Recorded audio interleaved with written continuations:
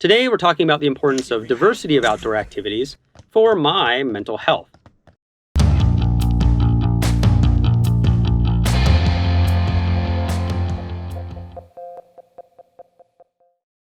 Hello, everyone. I'm Jason. This is our last video of this May's series on the mental aspects of outdoor adventure in celebration of Mental Health Awareness Month. I don't climb hard, whatever my version of hard is, all the time. You may have seen some of my videos about simple camps and scenic hikes. I thought I'd spend a bit of time talking about how that supports my mental health. Climbing often seems to reward extremes. Go to extreme altitudes, climb the gnarliest routes, train or climb almost every day.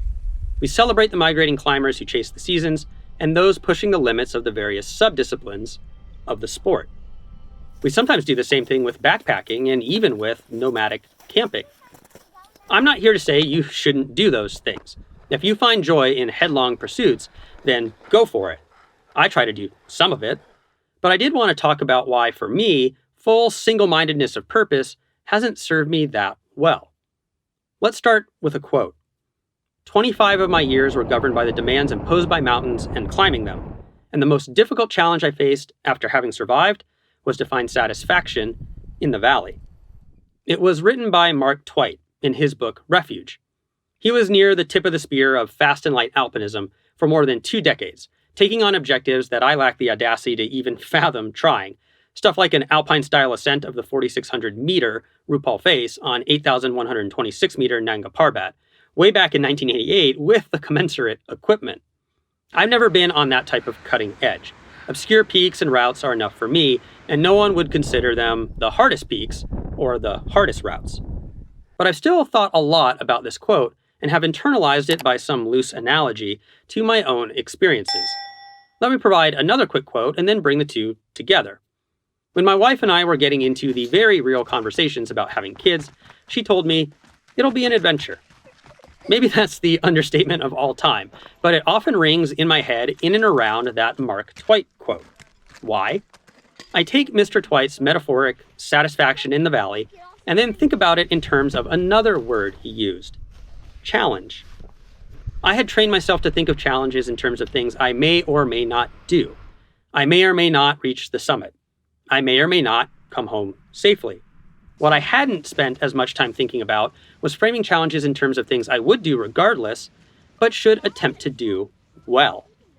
That's where having kids comes in and why I now laugh a little at my wife's statement. Once I had a kid, turns out we had 2 at once, I was going to be a father no matter what. So what was left to ask and answer was how good of a father I would be. And the answer to that question happens every day in tiny, nearly imperceptible increments. Turns out that my day-to-day life is at least as much of an adventure as my big climbs ever are. They're just a different type. Climbing is risky. I enjoy what that risk helps me learn about myself, and frankly, training myself to think about risk has proven incredibly practical, too. But it's because I get so much joy and fulfillment from that particular form of growth that I have to moderate it. As I do more climbing, I get better. As I get better, the risk threshold moves farther out. As that threshold moves farther out, the probability or consequences get higher. I can't always be chasing my risk threshold, or one day, I will meet it. And so I've cultivated another set of fulfilling activities, all fulfilling for different reasons. I used to hate camping. It was an unpleasant means to the end of some climbs. Now I enjoy the separation of the world it grants me for extended periods of time. I enjoy the craft that comes from doing it well, measured in simple terms like a good night's sleep. I hike and enjoy the views or the conversation or the meditation in turn. You know, they've done studies that show that the side-to-side eye movement you get from a hike, a walk, or a jog actually helps your brain relax. This is the same concept as eye movement desensitization and reprocessing therapy for working through traumas. I'll put a summary of that concept as a link in the description. It's a real thing. I've taken to sport climbing because I can enjoy movement flow without the same levels of risk I would get in traditional or alpine climbing. And so we come back to the concept of diversity of activities. We know that diversity of activity helps performance in terms of cross-training and in providing breadth of experiences. Of course, taken to the extreme, zero specialization would inhibit other types of skill development and mastery. But I choose maybe more diversity than specialization in order to both manage my risk profile and to help me reframe other activities in my life that may at first seem mundane or at least repetitive as challenges equally worthy of the pursuit of excellence, like parenting or taking a walk in the woods. What do you think? What role does pushing specialized excellence play in your personal development? What about time spent in less demanding ways? Let us know in the comments. Thanks for watching this video. Please like, subscribe, and share if you want to support us. For more information, you can go to our website at www.shortguysbetaworks.com.